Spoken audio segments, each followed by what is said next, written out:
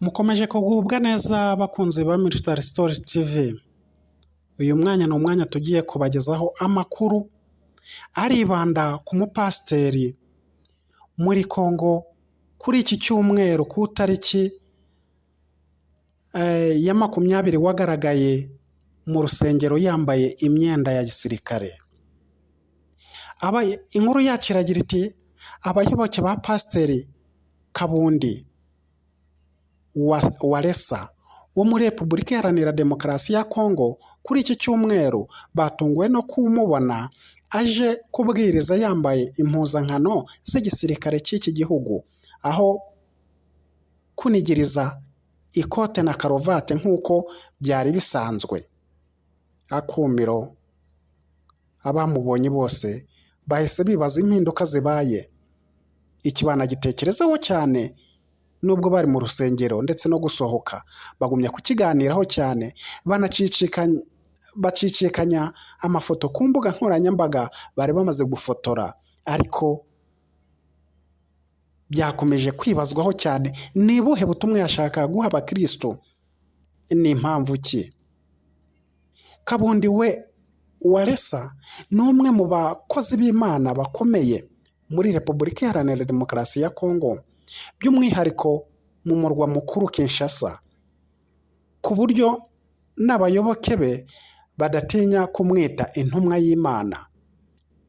Mu materaniro yo kuri iki cyumweru ku tariki 20, uyu mugabo yatunguye benshi ubwo yatungukaga mu rusengero yambaye imyenda ya gisirikare afite Bibiliya mu ntoki ndetse n'ibirango biri ku myenda y'igihugu cya Kongo.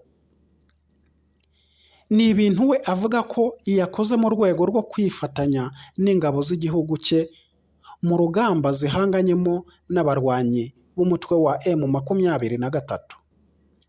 Ariko iyi myifatire ikaba ari ikintu cyagiye kigarukwaho na benshi, ndetse harimo n'abihaye Imana bo mu bihugu binyuranye, aho bagize bati ntago ibyo uriya mupasiteri yakoze bihamanya n'ivugabutumwa. Bati kuko intambara si nziza, ihitana ubuzima bw'abantu ikanangiriza ibintu byinshi. Rero ntabwo yari akwiye kujya imbere y'abakristo yambaye imyenda y'ingabo z'igihugu, ngo bikaba byatuma urwango rukomeza hagati mu baturage abanyekongo, nk'uko byatangiye kugenda bigaragara mu duce tumwe na tumwe. Bagarutse nk'aho ku tariki, batanga urugero ku tariki 12 z'ukwa gatandatu 2022 isi yongeye kugwa mu kantu ubwo hasakaraga amashusho y'umusirikare ku mbuga nkoranyambaga wa FARDC Liyetona Koloneli Nsabimana Bageni Antoine yurizwaga imodoka nk'ibandi akubitwa n'abapolisi ba Kongo, ashinzwa kuba umucengezi woherejwe n'u Rwanda kubera ko avuga Ikinyarwanda, cyangwa kubera ko yinjiye mu gisirikare cya FARDC mu gihe cy'ivanga ry'ingabo, mu gihe cy'amasezerano bagiranye ubwo hari umutwe wa CNDP. Amakuru avuga ko Bageni wari usanzwe ari umusirikare wa leta muri Bukavu yafatiwe i Kinshasa ubwo yerekezaga Badorite mu ntara ya Noro Ubangi, aho yari yoherejwe gukorera akazi. Abafashe Liyetona Koloneli Bageni ni abapolisi basanzwe, bamusunikaga nk'abafashe umujura, bamukurubana hasi bamwinjiza inyuma mu modoka, mu gihe abaturage ku mpande baririmbaga bashaka kumutwika ngo ni umunyarwanda w'umututsi. Ni nako abantu benshi bagiye bakomozaho ku bimaze iminsi, ariko bitewe bitewe n'uyu mupasiteri aho yakomoje ku bayobozi bakagombye aho baba bakomeje ku muyobozi wakagombye gutanga urugero no gutangariza abayobora kunga ubumwe, ahubwo bagatangariza mu ruhame ko nubwo bahuriye ku gihugu kimwe cyangwa umurimo umwe, ariko harimo abanzi. Aya ni amagambo yavuzwe n'umudepite Kayembe Irunga. Kayembe Irunga yagize ati ibyo byari ku itariki ya 15 Kamena 2022. Jean Pierre Kayembe Irunga, umudepite mu nteko ishinga amategeko ya Kongo, yarahagurutse ashize amanga avuga ko no mu nteko bafite ibyitso by'abanyarwanda. Ati muri iki cyumba turimo hari abantu bashyigikiye u Rwanda. Muri iki cyumba turimo harimo abanyarwanda, ndabizi barimo benshi cyane. Harimo abantu bakorana n'u Rwanda hashize igihe kinini barahira kandi barazwi. Nibo bashaka kwitambika imyanzuro dushaka guha guverinoma. Akomeza agira ati ibyo ngibyo bikwiye gusuzumwa kandi bikitabwaho hakiri kare kuko bakomeje imigambi yabo kandi bayihutisha. Ni nako abo bafatikanije mu kugaba ibitero nabo badasiba kugaba ku ngabo zacu ibitero bashaka kwihutisha imigambi yabo. Twakagombye gusuzuma byihuse no kubafatira imyanzuro.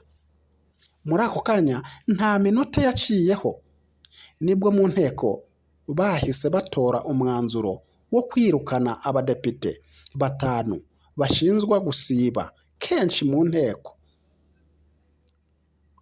Nubwo bazize gusiba, nyuma yaho bagaragaje ko hibasiwe abo mu ihuriro rya FCC rya Joseph Kabila wahoze ari perezida. Uyu yashinzwe kenshi gukorana n'u Rwanda no kuba umunyarwanda. Baravuga Joseph Kabila.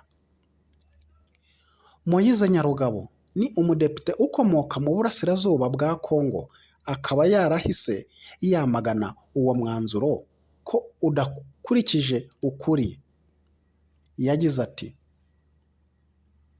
mu badepite basibye harimo abo mu ishyaka riri ku butegetsi kurusha abatavuga rumwe na leta mu basaga 300. Abatavuga rumwe na leta bari mu binyacumi, mu gihe abari mu ishyaka riri ku butegetsi ari 100. Nyamara mu bari mu ishyaka riri ku butegetsi nta n'umwe wafatiwe umwanzuro, ariko mu batari mu ishyaka riri ku butegetsi nibo mufatiye umwanzuro. Agaruka avuga ko uyu mwanzuro uhuye n'icyifuzo cy'uyu mudepite. Yavuga ko bagomba gufatira umwanzuro byihuse kuri iri jambo Jean Pierre Kayembe Irunga yari amaze gutangaza cyangwa se gusaba abo bafatikanyije mu nteko.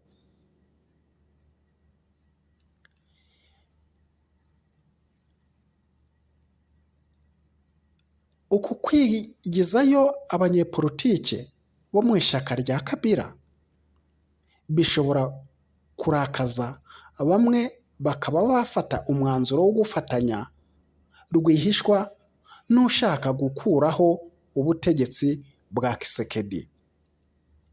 Kubw'iyi mikorere imeze gutya, abahanga mu busesenguzi mu bya politike baranenga cyane politike ya Kisekedi ndetse na guverinoma ye ko iyi politike iri hasi cyane kandi ko ntaho yazabageza mu guhangana na uriya mutwe wa M23 ndetse na politike ya M23.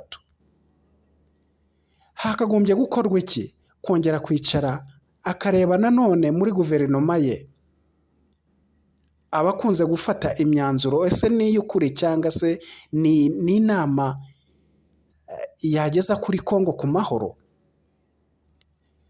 Ariko abenshi barasubiza ko icy'ingenzi ari uko Kisekedi yakwemera hamwe na guverinoma ye bakicarana na M23 bakiga ku kibazo cya Kongo ndetse n'uburyo cyakemuka mu mahoro binyuze mu biganiro, kuko nta wundi muti. Bakunze ba Military Style TV, turabararikira gukomeza kudukurikirana kandi ariko mukomeza gukora subscribe kugira ngo ibiganiro duteguye bibashe kubageraho mbere nta nkomyi. Mukomeze kugubwa neza, Imana ibahe umugisha.